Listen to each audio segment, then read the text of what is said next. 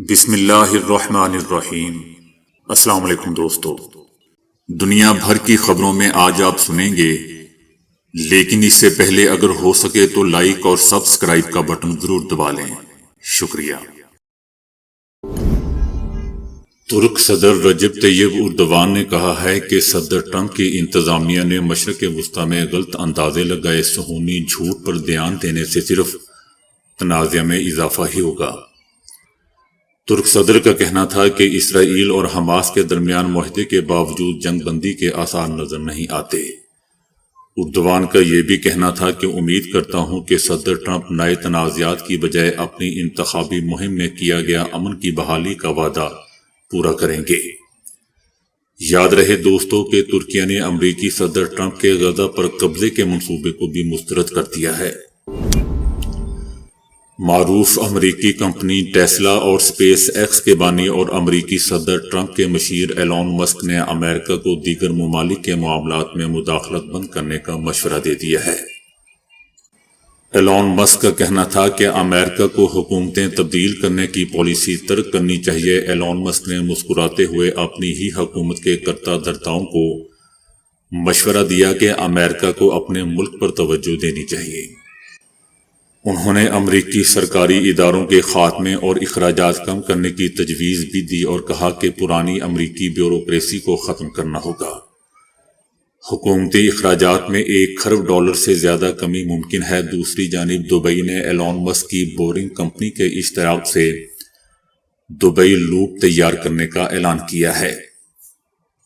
نقل و حمل کا یہ ذریعہ زیر زمین نظام شہر کے سب سے گنجان آباد علاقوں کو جوڑنے کے لیے ڈیزائن کیا جاتا ہے۔ یوکرین کے صدر نے امریکی فوجی امداد کے بغیر روس کے ساتھ جنگ کو ناممکن قرار دیتے ہوئے اپنے ملک کے مستقبل کے لیے خطرے کی گھنٹی بجا دی۔ یوکرینی صدر کا کہنا تھا کہ امریکی فوجی امداد کے بغیر نہ صرف روس سے جنگ کرنا ناممکن ہے بلکہ جنگ کے خاتمے کے بعد کی صورتحال سے نمٹنا بھی انتہائی مشکل ہے۔ ان کا کہنا تھا کہ مشکل حالات میں آپ کے پاس مواقع ہوتے ہیں، لیکن ہمارے پاس امریکی امداد کے علاوہ اپنے وجود کو برقرار رکھنے کے بہت ہی کم مواقع ہیں۔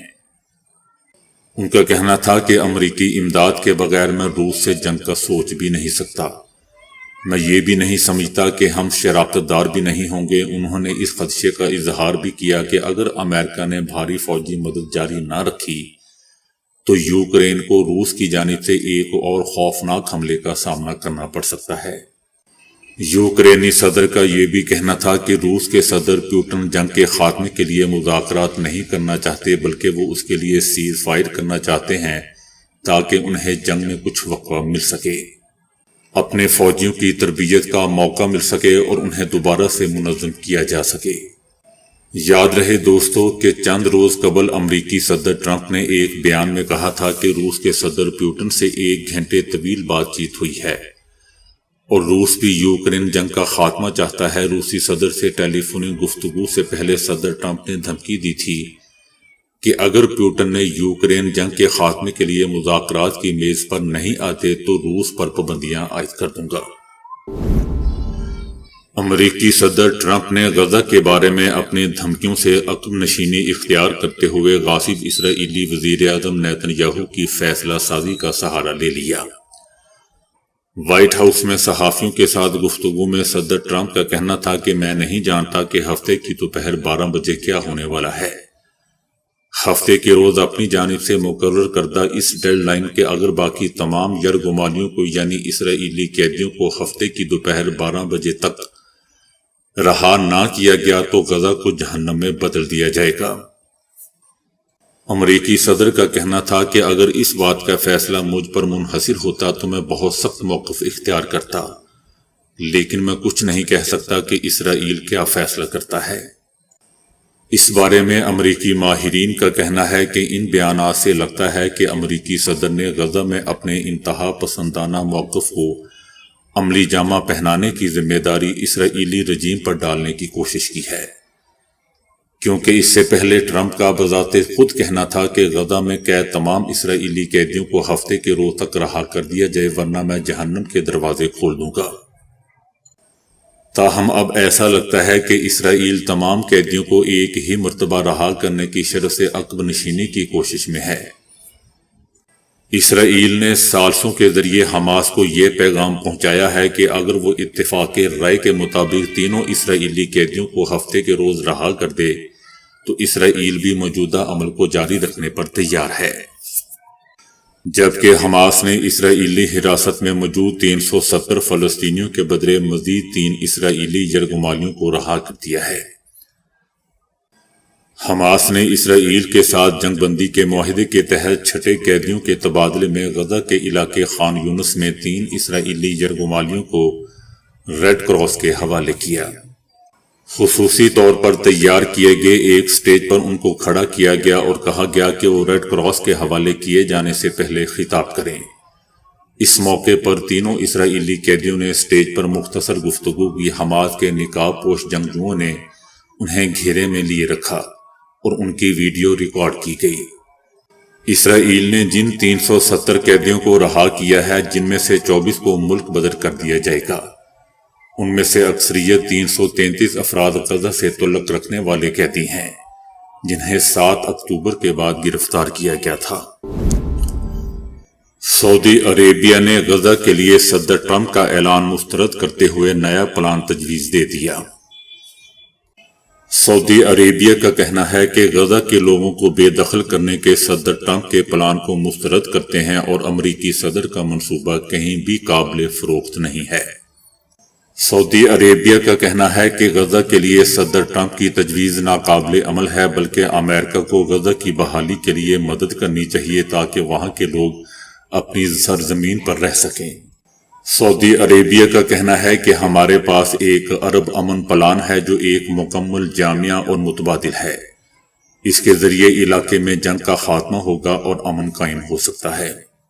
سعودی عربیہ کا کہنا ہے کہ امریکہ دوسری عالمی جنگ کے بعد یورپ کے لیے منظور کیے جانے والے مارشل پلان کو غزہ کے لیے بھی نافذ کر سکتا ہے، جس میں امریکہ پورے خطے کی تعمیر نو کرے اور غزہ کی پٹی کو اکیلا چھوڑ دے تاکہ وہاں کے لوگ امن اور سکون کے ساتھ رہ سکیں۔ سعودی عربیہ کا کہنا ہے کہ مارشل پلان کے تحت یورپینز نے تعمیر نو کے بعد وہاں سے منتقلی نہیں کی تھی، بلکہ وہیں قیام کیا تھا۔ اقوام متحدہ کی تازہ ترین رپورٹ میں انکشاف کیا گیا ہے کہ پاکستان میں تخریب کار حملے بڑھنے کی وجہ کالعدم تحریک طالبان پاکستان کو افغان طالبان کی مسلسل مالی اور لاجسٹک مدد حاصل ہے۔ رپورٹ میں انکشاف کیا گیا ہے کہ ٹی ٹی پی کو افغانستان میں موجودگی اور طاقت برقرار ہے۔ 2024 کے دوران انہوں نے پاکستان میں 600 سے زائد حملے کیے۔ Afghan Taliban T T P کو ماہانہ $43,000 فراہم کر رہے ہیں۔ رپورٹ میں یہ بھی انکشاف کیا گیا ہے کہ افغانستان میں ٹی ٹی پی کے نئے تربیتی مراکز قائم کیے گئے ہیں۔ یاد رہے دوستو کہ پاکستان کی جانب سے افغان حکومت پر مسلسل اس بات پر زور دیا جا رہا ہے کہ طالبان اپنی سرزمین پاکستان کے خلاف استعمال ہونے سے روکیں، لیکن اس کے باوجود افغان سرحد سے ٹی ٹی پی کے تخریب کار مسلسل پاکستان میں داخل ہو رہے ہیں اور حملے کر رہے ہیں، اور پاکستان میں تخریب کاری میں افغان باشندوں کے ملوث ہونے کے ثبوت بھی افغان حکومت میں پیش کیے جا چکے ہیں۔ امریکی صدر ٹرمپ اور ٹی وی چینل CNN کی رپورٹر کے درمیان دوستو وائٹ ہاؤس میں ایک تقریب کے دوران تلخ جملوں کا تبادلہ ہوا۔ صدر ٹرمپ نے CNN پر تنقید کرتے ہوئے کہا کہ کوئی بھی تمہارے چینل کو نہیں دیکھتا کیونکہ اس کی کوئی ساکھ نہیں رہی۔ CNN کی رپورٹر نے جب سوال کیا کہ مسٹر پریزیڈنٹ، آپ نے وائٹ ہاؤس کی جیت مہنگائی کے مسائل کے باعث حاصل کی تھی، اگر آپ کے ٹیکسوں کی وجہ سے مزید قیمتیں بڑھتی ہیں تو کیا ہوگا؟ جس پر صدر ٹرمپ نے انہیں روک دیا اور کہا کہ معاف کیجیے گا، ہم نے آپ کو بولنے کے لیے نہیں کہا، آپ کو بولنے کی اجازت ابھی تک نہیں دی، آپ خاموشی سے اپنی سیٹ پر بیٹھ جائیں۔ اس کے بعد صدر ٹرمپ نے یوکرین میں جاری جنگ پر بات کرتے ہوئے کہا کہ ہم سمجھتے ہیں کہ روسی صدر پوٹن جنگ کا خاتمہ چاہتے ہیں۔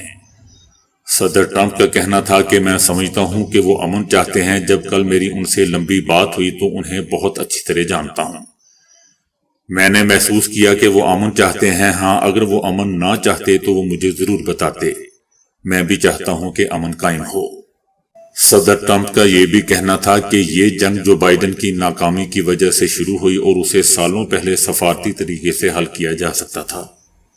اس کے بعد جیسے ہی CNN کی رپورٹر نے دوبارہ پیوٹن کے انخلاء کے بارے میں سوال کرنے کی کوشش کی تو صدر ٹرمپ نے انہیں ٹوک دیا اور کہا کہ جو بائیڈن آپ کا دوست ہے، CNN کا وہ بھی دوست ہے۔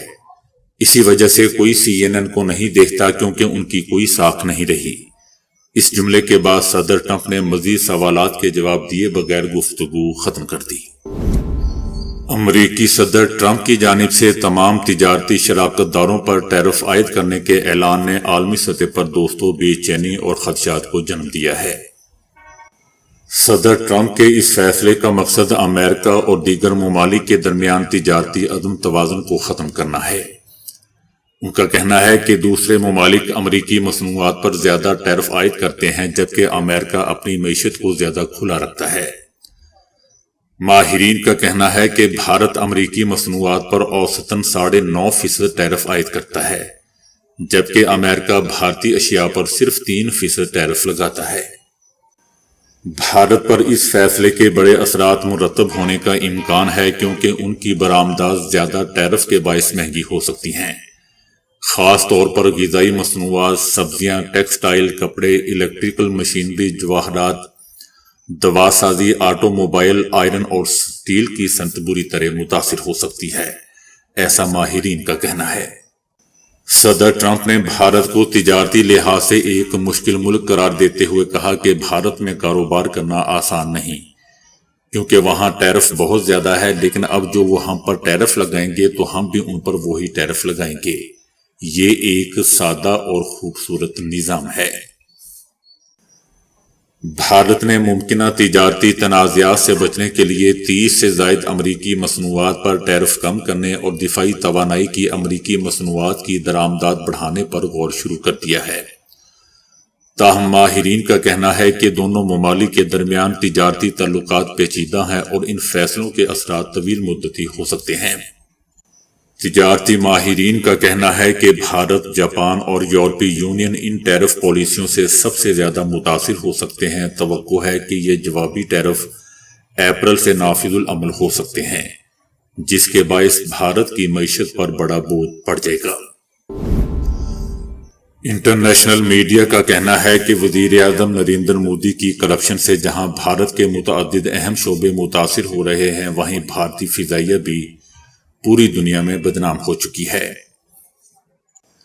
حال ہی میں بھارتی فضائی کے chief air marshal AP Singh کے بیان کے بعد ہندوستان کی فضائیہ کی عالمی سطح پر جگ ہنسائی ہوئی ہے۔ بھارتی فضائیہ کمپنی کو آڑے ہاتھوں لیتے ہوئے ایئر چیف مارشل سنگھ کا کہنا تھا کہ وہ اب اس کمپنی پر اعتماد نہیں کرتے۔ ایئر چیف نے شدید غصے کا اظہار کرتے ہوئے کہا کہ ایک بھی طیارہ مقررہ تاریخ تک تیار نہیں ہو سکا کیونکہ اس کی مینوفیکچرنگ کی حکومت کی جانب سے تاخیر کا شکار ہے۔ بھارتی ایئر چیف مارشل کا مزید کہنا تھا کہ مجھے کسی فرد کی نہیں بلکہ پورے نظام کی ناکامی کا سامنا ہے۔ میرے لیے مسلسل ان ناکامیوں کا سامنا کرنا ناممکن ہو گیا ہے کیونکہ یہ حکومت کے دفاعی منصوبوں پر سوالیہ نشان بن چکا ہے۔ انٹرنیشنل میڈیا کا یہ بھی کہنا ہے کہ بھارتی طیاروں کی مینوفیکچرنگ میں ناقص مواد استعمال کیا جاتا ہے جو بعد میں حادثات کا سبب بنتا ہے۔ مودی سرکار بھارتی فضائیہ کی ضروریات کو پورا کرنے میں بری طرح ناکام ہو چکی ہے جس سے دفاعی صنعت کو بھاری نقصان اٹھانا پڑ رہا ہے۔ امریکہ نے غیر قانونی طور پر مقیم مزید سینکڑوں بھارتی شہریوں کو ملک بدر کر دیا ہے۔ بھارتی میڈیا کا کہنا ہے کہ 120 بھارتی غیر قانونی تارکین وطن کو لے کر خصوصی پرواز رات بھارت پہنچے گی۔ 16 فروری کو تیسری پرواز مزید 157 بھارتی تارکین وطن کو لے کر بھارت پہنچے گی۔ اس سے پہلے دوستو 5 فروری کو 104 غیر قانونی تارکین وطن امریکی فوجی طیارے میں بھارت پہنچے تھے۔ بھارتی میڈیا کا کہنا ہے کہ زیادہ تر ڈیپورٹ افراد غیر قانونی طور پر ڈنکی روٹس کے ذریعے امریکہ میں داخل ہوئے تھے۔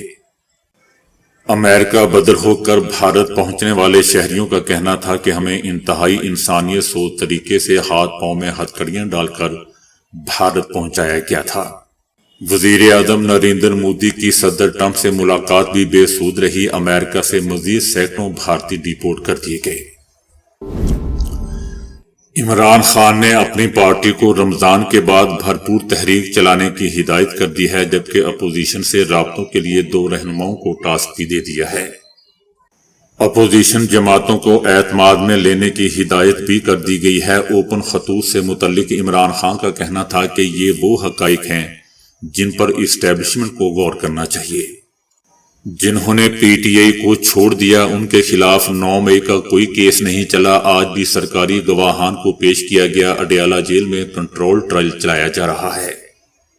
وکلاء اور صحافیوں میں پک اینڈ چوز کر کے اندر بھیجا جاتا ہے۔ عمران خان نے اپنے تینوں خطوط کا اعادہ کیا اور کہا کہ یہ اوپن خطوط ہیں اور سب کے لیے ہیں۔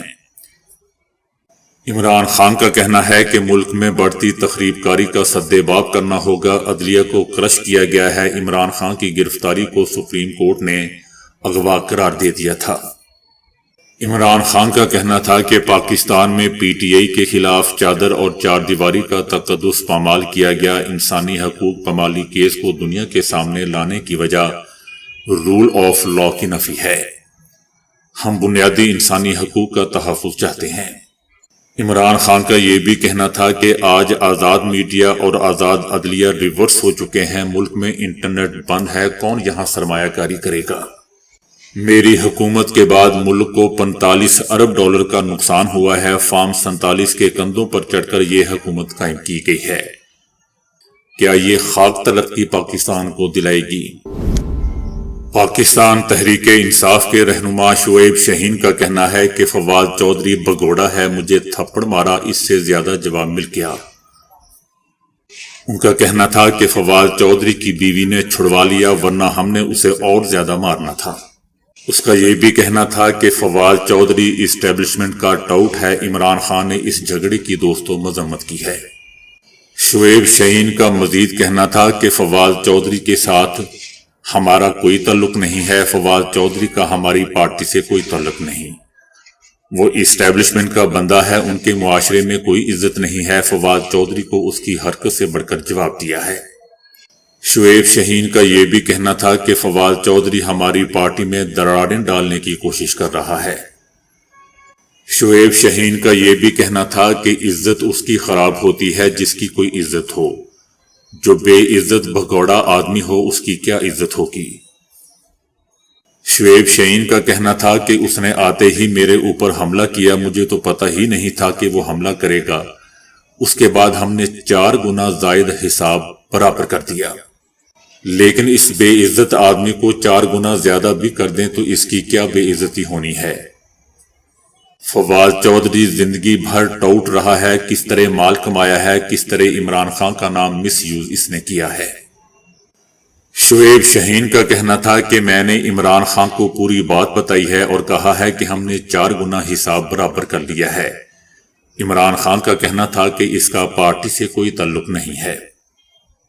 شعیب شاہین کا یہ بھی کہنا تھا کہ یہ اسلام آباد ہائی کورٹ سے بھاگا تھا، میرے دفتر میں مجھے وہ گرفتار کرنے آئے تھے تو میں آرام سے چلا گیا تھا، اس کی بیوی آ گئی اور چھڑوا لیا، نہیں تو ہم نے اور زیادہ اس کو مارنا تھا۔